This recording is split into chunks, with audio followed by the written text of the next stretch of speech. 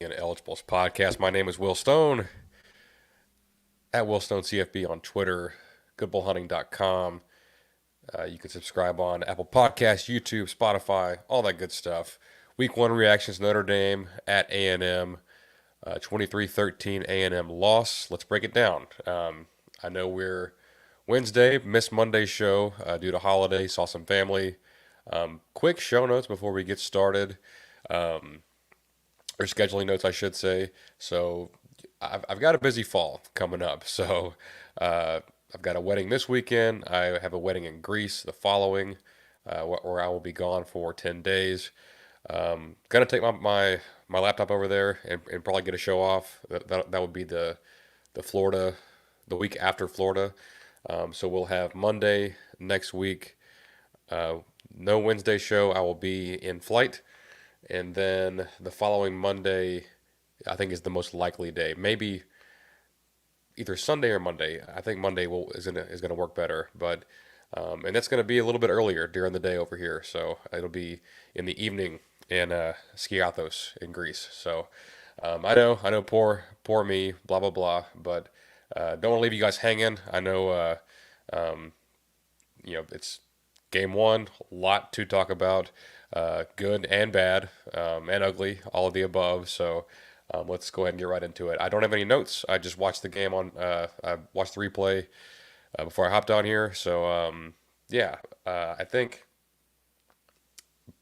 before I get too far into this, there's a rant that I have to go on, and uh, I know that cooler heads have since prevailed since Saturday and Sunday and even Monday. But and this is the pot calling the kettle black because I was just as livid, just as upset as you guys were, just as frustrated uh, with the way the game played out. Trust me, I was sitting in Kyle Field pissed off when it's 6-6 and 13-13, and I'm like, I know we have more than this. I know we can be better than this, and I understand the frustration. It's a national stage. It's prime time spotlight, the most watched game of the weekend, and you go out against a really good team and you don't play your best, and a really good team that you should have beaten, could have beaten, and and you didn't, and you laid an egg, and it wasn't the way that you thought you would. The game went the way that we all kind of thought, with the exception of A&M's quarterback. And if you had told me like everything else was the same, but we got Connor Wigman from Miami last year, or from the first three games last year, I'd be like, yeah, we probably win, by a touchdown, field goal, somewhere in there. But for Connor Wigman to come out and play, sorry, I'm losing my train of thought here. Here's my rant. Let's not sling mud on our own guys. Is that enough to? Is that too much to ask? I mean, I get this is a more transactional and professional sport than it has been in the past. Um, and with the transfer portal and the movement of players, you question it's like not every player that comes through here is going to get the full, you know, Aggie experience and the full like, oh, like I watched this guy get recruited by A&M, stay for 3 or 4 years, come up through the ranks and play well. Um, and you can still root for kids all the same, like and you should be critical when it's warranted, which we're going to be today. But the like some of the stuff, and not even getting to the coaching staff stuff, which was just abysmal from some of you guys, and probably not anybody listening, to be quite honest, because if you listen to us, um, you're probably not a jackass, and there's a very small fraction of the A&M fan base that just kind of went wild on message boards. But um, to say some of the things about our quarterback, about his personality, about him as a person, he uh, you know is a poor leader. He's a pothead. He's lazy. He's fat. He's out of shape. He's the worst quarterback I've ever seen. It's just a bit much, and even my professional team, like I get frustrated with Dak Prescott. I wouldn't say those things about Dak Prescott. And Connor does not need me or anyone else to take up for him. Like he actually came off pretty well in the press conference on Monday. Um, Props to him and for recognizing it, and owning it and uh, taking ownership and going to the team and saying, "Hey, that was not good enough from me. I am going to be better for you guys and for this team." Yeah, his play was bad. He played awful. It's the worst game I've seen from 15, high school, college. You know, at any point I've watched him, I've never seen him be inaccurate with the football and just flustered the way he was the other night. Um, so yeah, I mean, the the criticism, you have to have it. You can't treat this sport with kid gloves. You have to be honest in your assessment. But some of the personal stuff and honestly stuff that you don't even know what you're talking about, it really rubbed me the wrong way. So hopefully that's behind us, and we can move forward. But I couldn't come on here tonight and talk about it without being honest with you guys. So thanks for allowing me on my soapbox. So yeah, the football game. Um, so it's the frustration is it's it's understood. Like I understand where you're at because I'm with you. I've been in this thing for a little while and I've been through the frustration. And I think as a fan base, we're just so scarred on we're scarred from the past from really the past 10 years since 2014 probably is when things really went downhill. I know 13 wasn't the best year, but you still had some Johnny Magic, Mike Evans. 14, 59-0 to Alabama, just total collapse after the Kenny Trill beginning of the year. Sumlin, just falls apart down the stretch of his tenure here. Jimbo comes in. First 3 years, we're building up.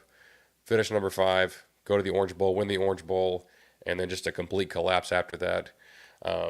I get it. I get the oh, here we go again. The oh, we're 1-8 when game day is in town, and trust me, it's my least favorite thing about, like, I would rather lose when no one watched this game than for the whole world to watch it and be like, oh well, A&M sucks again. Let's forget about them for the rest of the year. And not everyone's going to do that, but I think everyone wanted to see a football team that was competent, that played its ability to its talent level, and we didn't see that. Like we saw a lot of good things, but there was still like it's frustrating that everything else went the way it did, and then what we were pretty confident in with quarterback was just flat out bad. And I don't really have an explanation. I don't think anybody does of why that happened. I heard some good things from Stephen McGee and Gerard Johnson on TexAgs about Connor's footwork. I encourage you to go listen to that.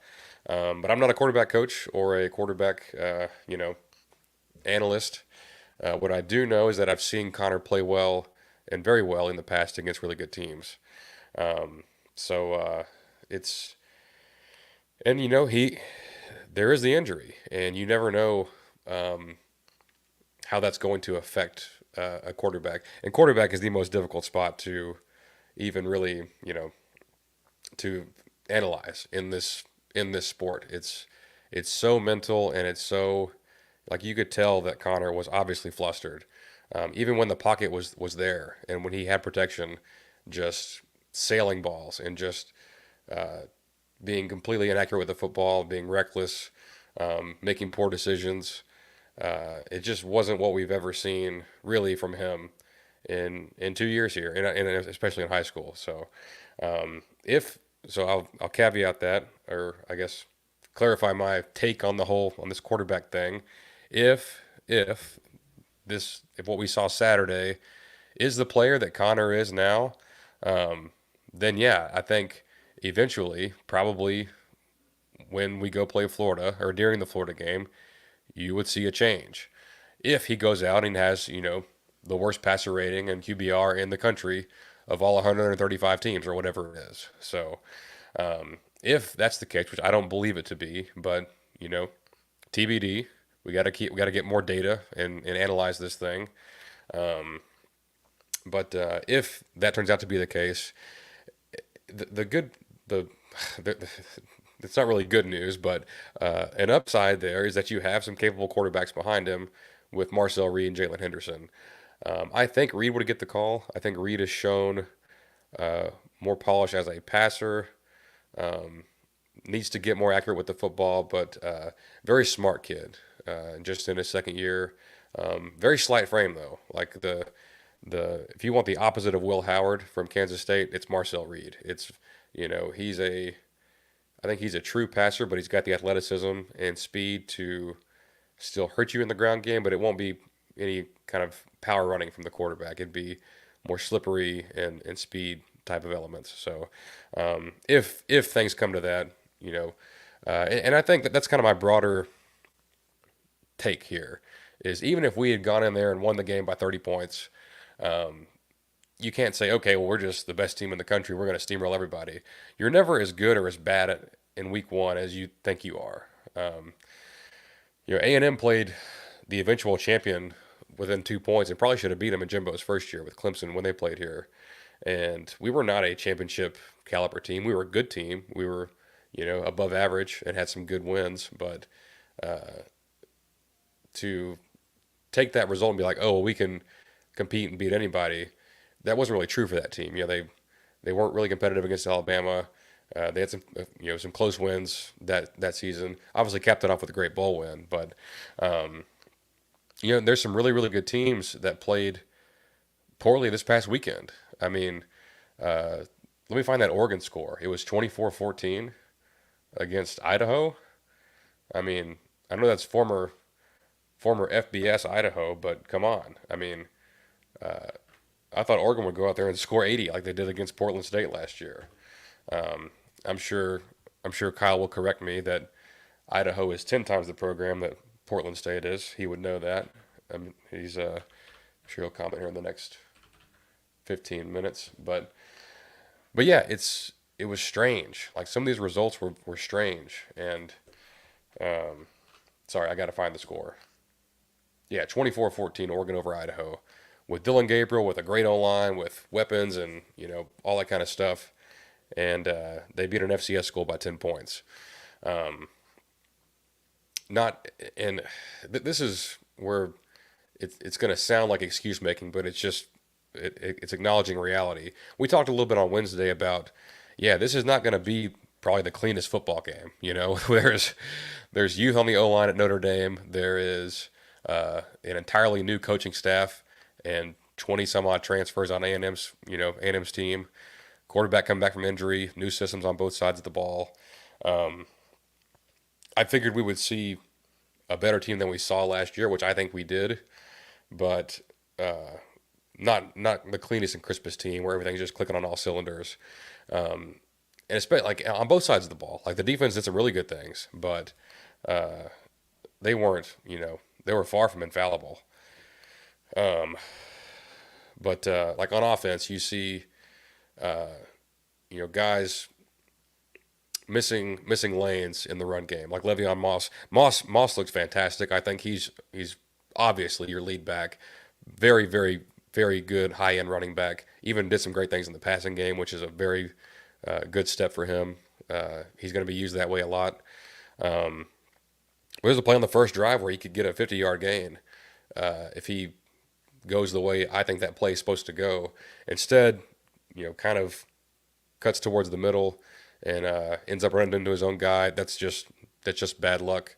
Not really on the lineman, but and there's receivers not getting lined up, false starts, running the wrong plays, not not executing the plays. I know the word execute. It's a bad word around here after Jimbo, but that's what football is. And it's not with Jimbo. It was a crutch of like, oh, like we're not doing things my way. They're not going to execute my offense.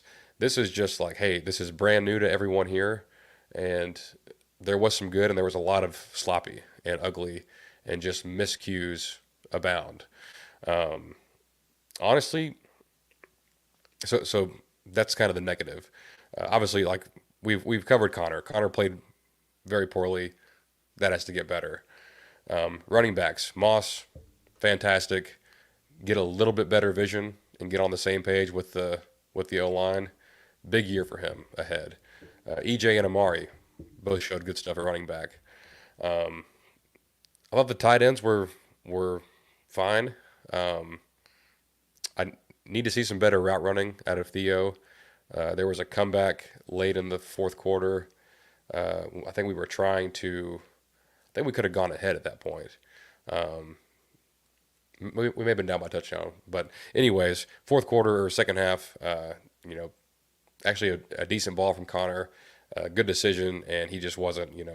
Theo wasn't in the right place. So I know it's a learning curve from Sweden. He's been there for a couple years now, but um, what his team needs is reps, and you know, I know it's easy to get frustrated during the game and say, hey, bench this guy, bench that guy. But everyone on the team needs to play, and they need to go out there and play in this system and get game reps in the system to be able to get better. If this is going to be a team that gets better throughout the year, you can't just be, bitching everybody when they make a mistake. So, which I think that's what how most of the fans feel.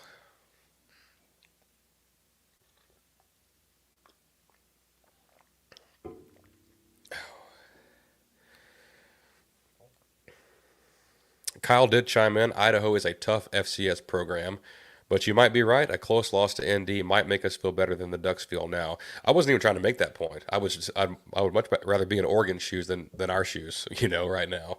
But there's some other shoes I'd rather be in than us, but we'll we'll get into that in a little bit. Let's try to wrap up A&M. So offense, negatives. I thought the receivers really got it handed to them from the Notre Dame defensive backs. Um, Actually, let's go ahead and get this out of the way. That's clearly the best defense we're going to see all season. There's no Georgia on the schedule.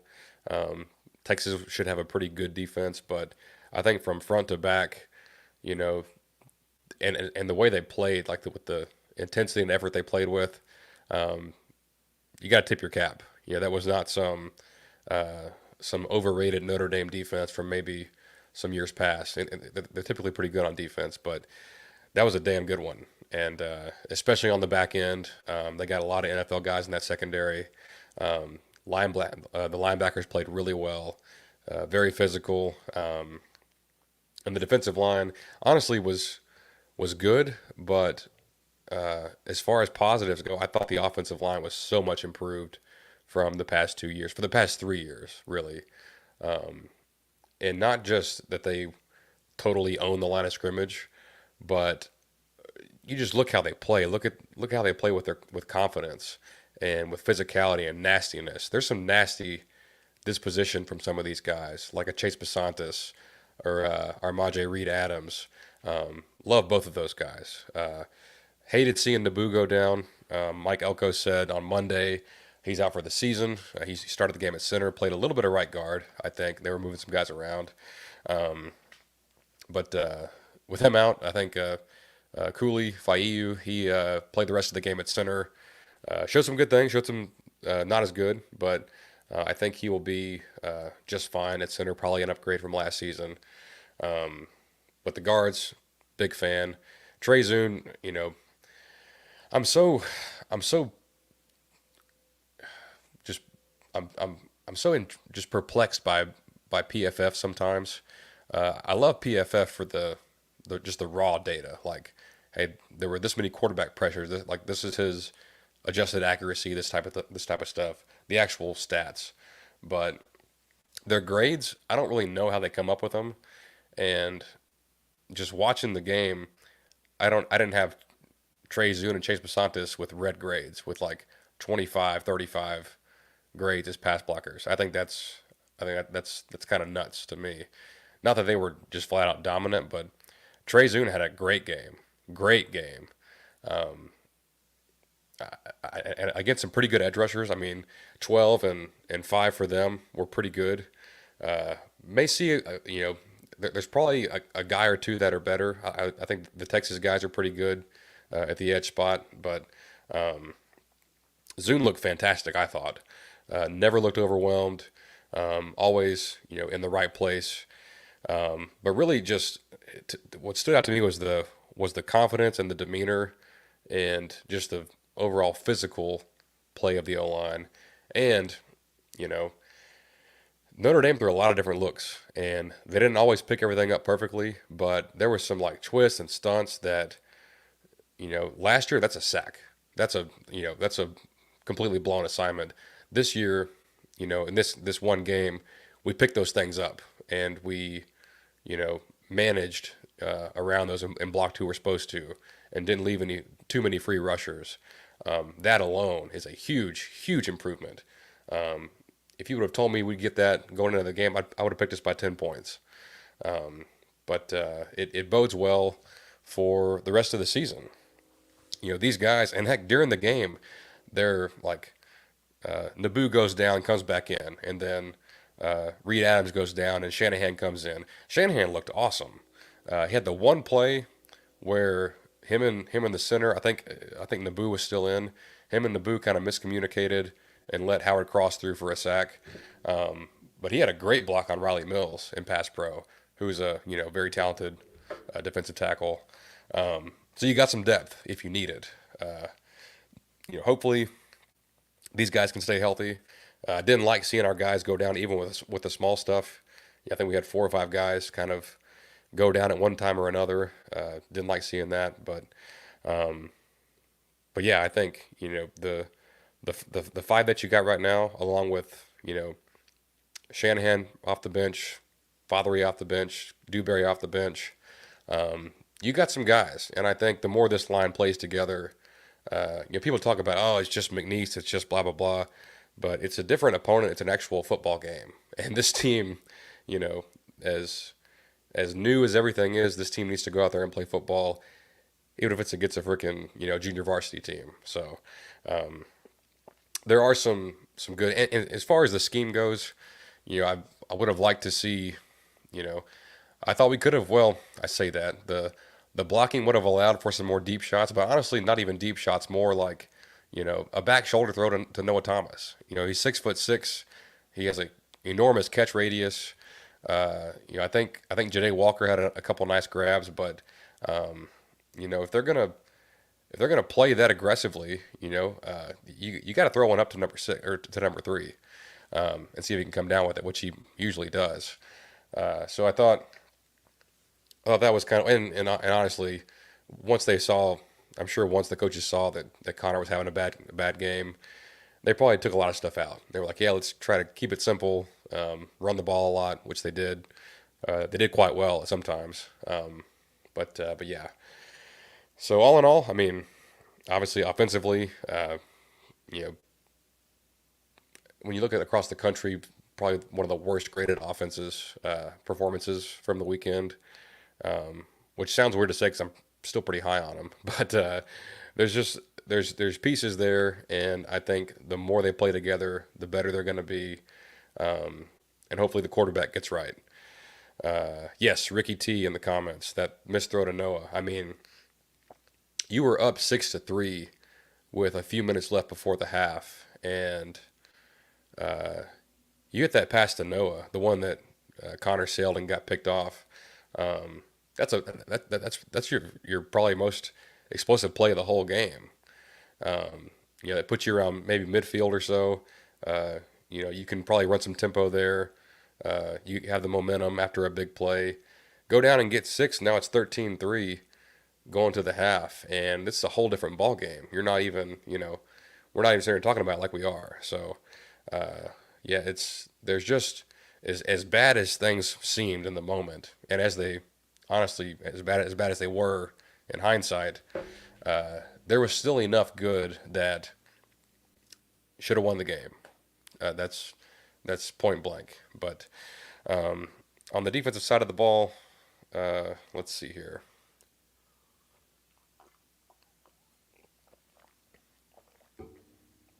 On defense, you want to see more sacks. That's understandable. We all want to see more sacks. Um, you had to figure that Mike Denbrock was not going to just, 7-step drop Riley Leonard all night. It was a lot of short stuff, within 10 yards, screens, um, hitches, like slants. Uh, I'm not sure what his longest air yard completion was the whole night. It couldn't have been 20 yards. Like maybe that one on the one of the last drives when they scored to Bo Collins, which is a great play. Should have been flag for taunting after that. It's kind of shocked that he wasn't. Um, but, uh, but yeah, everything was short. Everything was quick. Um, and honestly, I thought Denbrock called a pretty good game for all things considered. They got some great backs. I don't think we gave them enough credit building up to this game. Probably that's a top tier running back tandem with Love and Price. I'm trying to think of if Texas still had Baxter, Baxter in blue is pretty formidable. Um, LSU's guys are okay. Missouri's guys are G5 transfers who are probably good players. Um, Auburn, I like Jarquez Hunter. I'm drawing a blank when I'm trying to find like both those guys are explosive, hard to bring down. Obviously, Price had the truck stick on Ratcliffe. Um, really good backs. Bo Collins made a couple plays. Obviously, that one that he caught was probably like that made a huge difference in the game, keeping that drive alive and eventually going down for the score. But defensively, our guys. Let's talk about our guys. Defensive line, they won a lot of their reps one on one, and but with the way that they were calling things on Notre Dame's offense, it was it was tough to really get a ton of pressure. And when we did, you know, I think Leonard is as tough to bring down as you're going to find in college football and athletic too. Not just a big guy, but fast. We had a spy on him early in the game when they went down there for a field goal, and Scooby Williams just missed him. Like just had the spy, was with him all the way, and just let him run right by him. And Scooby did some nice things, but that's where not playing in the system and not playing together. That's where there's some growing pains still. But on the defensive line, I thought Shamar Stewart had the best game he's had in maroon and white. Uh, he looked fantastic. He was kind of unblockable at times. Nick Scorton, very active in the run game, batted a pass down. I think did record a sack, maybe not, but had a tackle for loss. Very active in the run game. And like he was active with pressure, but just wasn't able to really get home before Leonard was getting that thing off. But I want to see more from the interior. I thought David Hicks.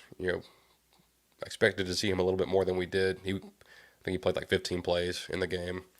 Um, Shamar Turner had some really really nice moments. Wasn't dominant, but very active. And he's about what we expected. Like he's going to be very very good. Albert Regis was good. Didn't get moved a lot, but I think he could be a little more disruptive. York's a great linebacker. In I think in the phone booth, he's the guy you want. When you get him out in a lot of space and trying to cover and different kind of things, it can be a little harder on him. He's not the biggest, longest arm guy in the world. He's not the fastest guy in the world. He's going to make plays with his smarts and his toughness and physicality in the run game. But I thought he was pretty good on Saturday, but had a couple misses here and there. Um, the linebacker next to him, I think we only saw. I don't think we saw DeShields. It was mostly Scooby. Saw some Damian Sanford who flashed a little bit. Um, that's still going to be a battle to get that next guy. But um, I'll tell you who I really liked was Marcus Ratcliffe, number three. Didn't talk about him a lot. That's on me for not bringing him up more. He true freshman from San Diego State a season ago. Uh, did some really good things for them on film. 6'3", 205. Big safety. Came downhill really well. Was on the other end or on the bad end of a broken tackle from Jadarian Price. But aside from that, I thought he played really well. It was a very pleasant surprise, especially with Dalton Brooks going out on the first drive of the game for them. Um, so it'll be good to get Brooks back, see more of him. But really liked Ratcliffe. Bryce was good. I think he missed a tackle or two kind of here and there, and that's what you got to fix. I mean, um, the the guys you got are the guys you got. They're not going to turn into if they're not already elite athletes, they're not going to become that. But just improving on the fundamentals, wrapping up, tackling, not missing tackles, being in the right spot, fitting gaps. You saw when we missed gaps with guys that hadn't played a whole lot, like Des Ricks, like Jaden Hill. Um, that's when those big plays happened, and they kind of got outside of us, and we weren't in the right spots. And then they got the guys that that could hit home runs on you, and they did a time or two. But yeah, it is fixable. Yeah, that's exactly right. From little Lil Chi 721 on YouTube. But yeah, so I'm trying to think of guys that really flash. I like Ratcliffe. Liked Will Lee a lot. Number 26. I think he's easily your best corner. The guy on the other side, there's like I thought Javon Thomas did some nice things. Des Ricks did some nice things. I think BJ Mays is coming back from a injury. He posted a tweet. If you saw it, you did. He has since deleted it. They probably told him to take it down. So I won't say what it was, but I think you'll see a little bit more of him in the coming weeks. But I think Will Lee is locked in as a starter. Looked really really good. Dropped a pick six. Unfortunately, it would have been a tough play, but man, if you make that would have been awesome. And he's your top guy. But yeah, Thomas Lee or Thomas Ricks, Mays, I like those guys too. That's about look. So coaching staff. I mentioned earlier that a lot of guys, not a lot of guys, a handful. And if you are on these message boards, you know who they are.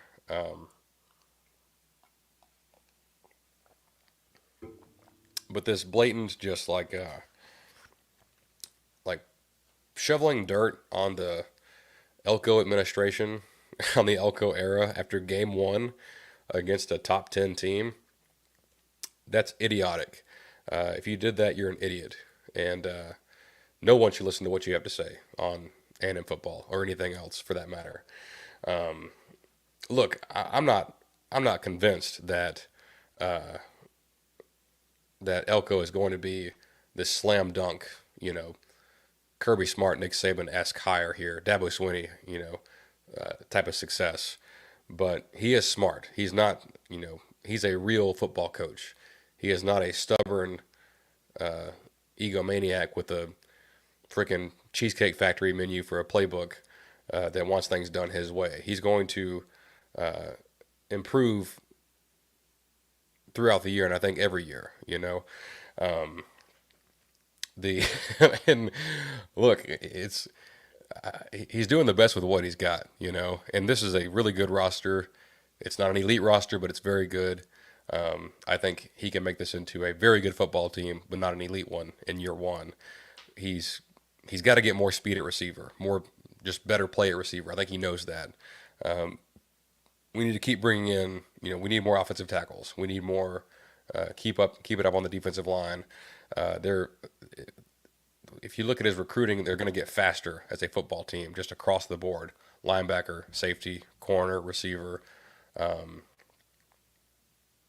it's an obvious concerted effort to get faster at the skill positions. So, um, you know, I think he did what he could. I bet they wanted another receiver in the portal this summer or back in the spring that they may have missed on. So, but this is who we got. I think Cyrus Allen, Janae Walker, Noah Thomas, they showed well. Terry Bussey will probably look to me more in the mix, but to just stick a fork in the coach and say, hey, this is done. He's mediocre. This is going to fail spectacularly, and we're going to buy him out in 3 years. I think that's moronic. And you can't sit here today and say one way or the other. So I like a lot of things that we saw. I think a lot of the defensive schemes, offensive schemes were very positive. It's getting things cleaned up. It's executing at a higher level and getting better as the year goes on, and not, just Not what we've seen the past 2 years, because I think we've hammered that home enough that we were very much square peg in a round hole, and just never had an interest of trying to simplify things. But I digress. So to sum things up, A, first top priority, better quarterback play. Got to have it. If if Connor goes out and throws for 3 interceptions and 60 yards this weekend, then or struggles against Florida in the first half, you might see them make a change. You might. I think you probably would if that was the case. If he goes out and lights McNeese State up, that means very little. I mean, it's good that you're, you know, playing good football against air or against anybody. That's a positive, but uh, I think if you're an A&M fan, you really have Florida circled right now because Florida looked bad. I think they're a bad football team. They're poorly coached. They will have a new coach, or they will have a coaching vacancy. I think sometime in October, if you're asking me. It's a I hate to term games as must win, but you can't go and lose to that team. Not with what you got. Not right now in year one, and that would set things up very badly for the rest of the season. So yeah, that's a must win. You have to get better quarterback play. You have to get better execution on offense across the board. O line, running backs, receivers, tight ends, quarterback, everybody.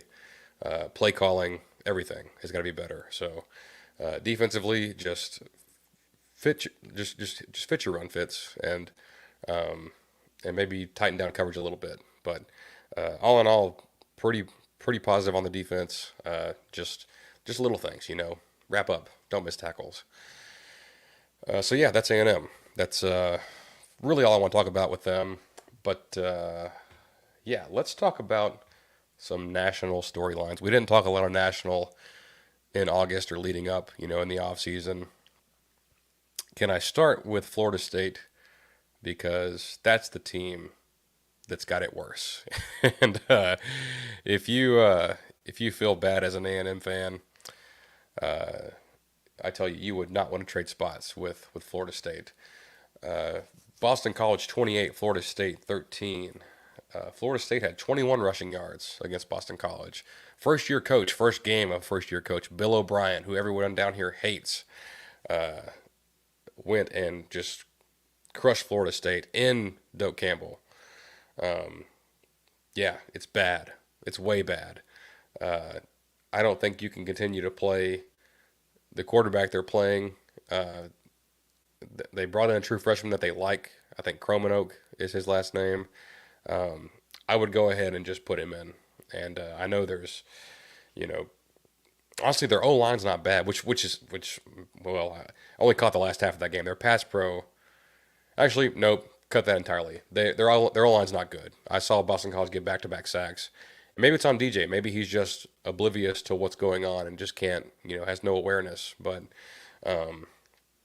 they're not a like from a talent perspective, they're not a bad team, but as a football team, they're a bad team right now.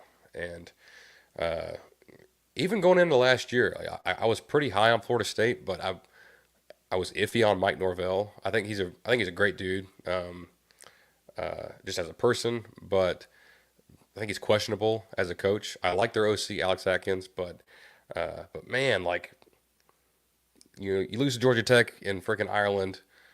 I can almost give it a pass, but 28-13 to Boston College, you rush for 21 yards against a team that you should be vastly, superior to, which is also hilarious that there was so much drama all offseason about Florida State suing and wanting to get out and go to the Big Ten or SEC, and they're just getting dunked on by all the teams that they think they should make more money than. It's hilarious. I mean, I don't have anything against Florida State personally, but you cannot say this isn't funny. So, yeah, that sucks to be them. LSU USC, not the outcome, or I guess the result I expected. I thought this would be a, you know, 42-38 type of game with just not a lot of defense. Defenses showed up pretty well in this game. 27-20, USC taking that one. Yeah, I mean LSU, you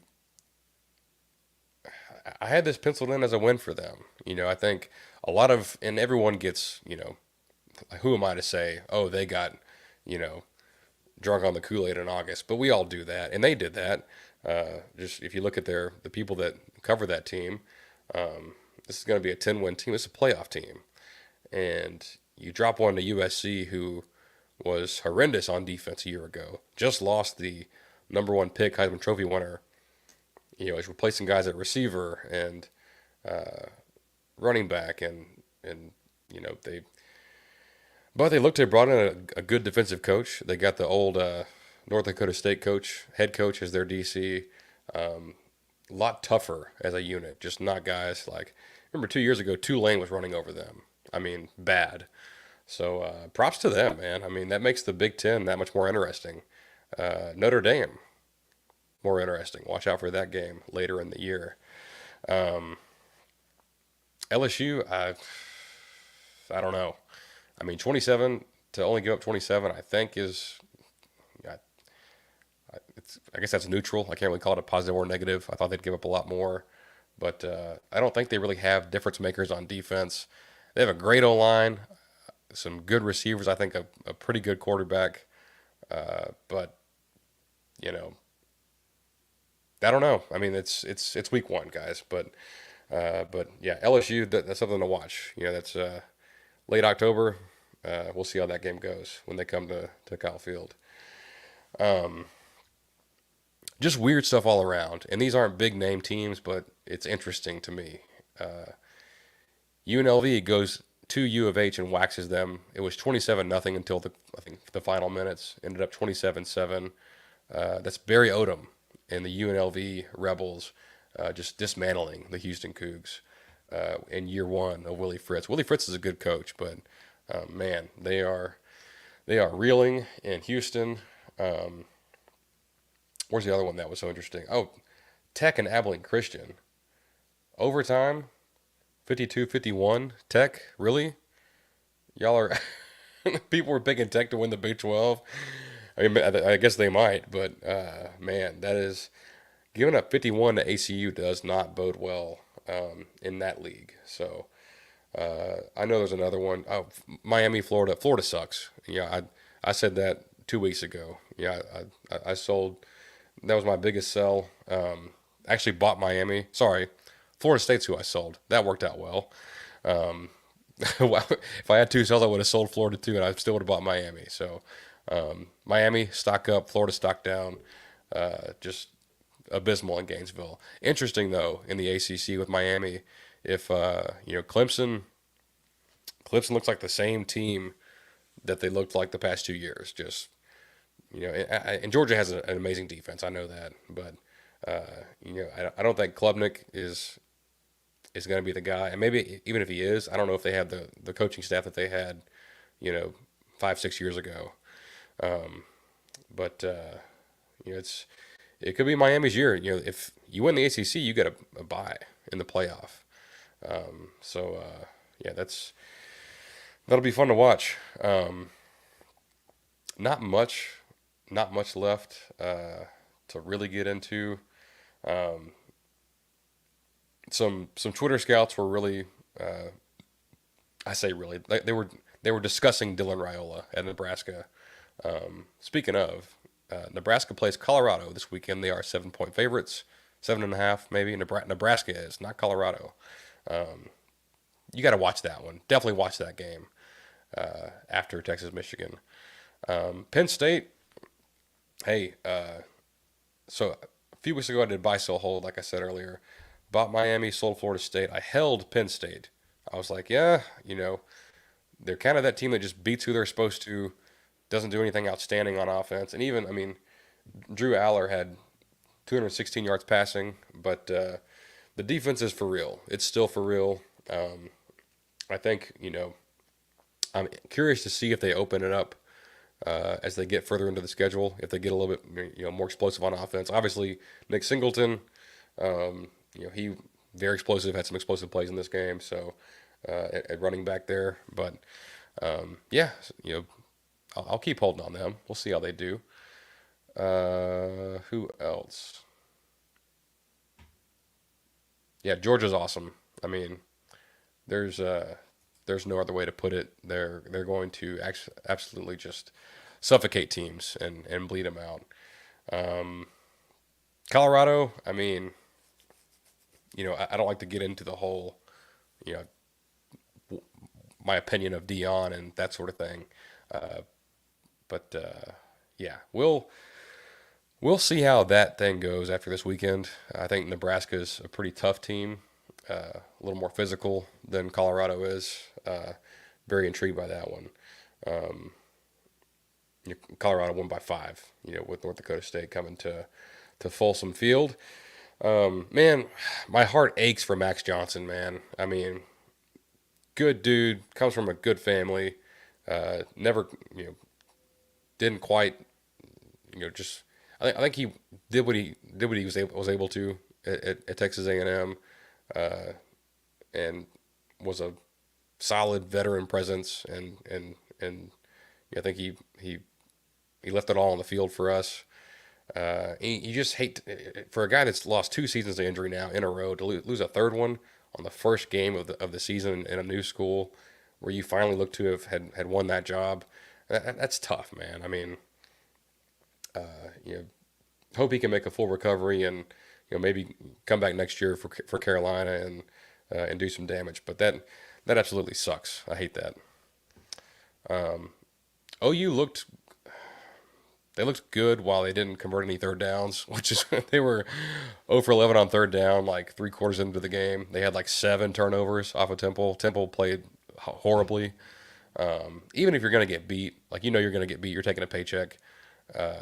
Don't play like that. Like at least go out there and look sharp and don't just give the ball away 7 times. But intrigued by Jackson Arnold and Deion Burks. Burks looked great. Had 3 touchdowns. But yeah, I think OU is going to be a factor in the SEC. That's really all I've got. I mean, this week coming up is it's it's not bare. It doesn't light the world on fire. But Texas Michigan 11 a.m. on Fox. I think Texas wins that one. I do. Michigan does not have a quarterback. If they do, they didn't play him the other day because the 2 they played were not very good. Defense is outstanding, obviously, but we'll see. That's strength on strength right there, and yeah, we'll see how that goes. Arkansas at Oklahoma State. Yeah, we'll see. We'll see how Petrino does against a real team. But yeah, that's man. I think that's a good game right there. If I think Oklahoma State's one of those teams that's like maybe the top 3 pick to win the Big 12, which would get them a playoff spot. But very old team. I mean, their quarterback is basically halfway to retirement from a just a regular person standpoint. So they got that advantage. Um, Baylor at Utah. That's not good for Baylor. Cal at Auburn has my attention. Auburn, are you for real? Are you a fraud? I don't know if Cal will tell us that much, but we'll see how they do. South Carolina, Kentucky. Yeah, very, very interested by Kentucky and what they can do with new quarterback, some good receivers. Michigan State at Maryland. No, thank you. Um, yeah, not a ton, to be quite honest. Oh, here we go. Tennessee at NC State. I thought Nico looked pretty good against Chattanooga. Obviously, he didn't play a ton. They got up pretty big, pretty early. Um, Sampson, the running back for them, looked pretty good. Defense was solid. Got some takeaways. Thornton, the receiver, apparently he has some freaky measurables. Came over from Oregon last year. Was hurt a lot last year. Fully healthy. Really flashed in the game last week. Big moment for the SEC and for Tennessee. Um, I think if Tennessee loses, I think that really dashes their playoff hopes with some of the games they have left. But if they win, man, circle Tennessee and Alabama later in the year. That'll be a good one. But we'll see how they do against the 24th ranked Wolfpack at North Carolina. That's on the road for the Vols. Is it? It's Bank of America. Is that the where the Panthers play? Where do the Panthers play? Not hockey. That's sad that hockey comes up first. Yep, it is. It is. It's Bank of America. So kind of a home game for the Wolfpack. Yeah, Colorado, Nebraska. It's on Peacock, NBC, and Peacock. So it's at 6:30 at Nebraska. Tune in at that. Oklahoma should just mollywop Houston. Shouldn't be close. Intrigued by Oregon and Boise State. Oregon cannot screw around against Boise State. They have a NFL running back, do the Broncos. So yeah, Oregon cannot afford to screw around. Tech at Washington State, Mike Leach Bowl. If you're up late, 9 o'clock on Fox, that should at least be entertaining from an offensive standpoint. Underrated here, Mississippi State at Arizona State. Arizona State throttled Wyoming. Second year of Kenny Dillingham at Arizona State. I think he's a pretty good coach. Inherited a really poor situation. Seems to have turned things around. Mississippi State. I think they kind of messed around a little bit with a lesser team this past week. But yeah, intrigued by that matchup. That's 9:30 on ESPN. Folks, that's all I got. I mean, we'll be back on Monday to break things down. I will be off on Wednesday, so only one show next week, leading up to Florida. But I'll make the most out of that one on Monday. We'll really get into it and talk about the results of the A&M and McNeese State football game this weekend, which I didn't even say when that was. I think it's at a weird time. It is 11:45. It is a weird time on SEC Network. So beat the hell out of the McNeese State Cowboys. Are they even? It just says McNeese. I keep saying McNeese State, but sorry, I missed a comment like 10 minutes ago from Joe Long. Joe hung out with us the whole show last week, so good game. A&M from a domer, very evenly matched. I think you guys can still win 9 easily, and certainly 10 is attainable in a playoff slot. Appreciate your kindness, Joe, and tip of the cap to you guys. Congratulations on a hard fought win.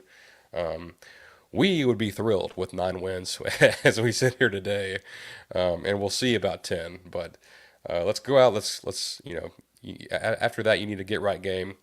Let's go out this weekend and get right, and we'll talk to you guys on Monday. Thanks so much.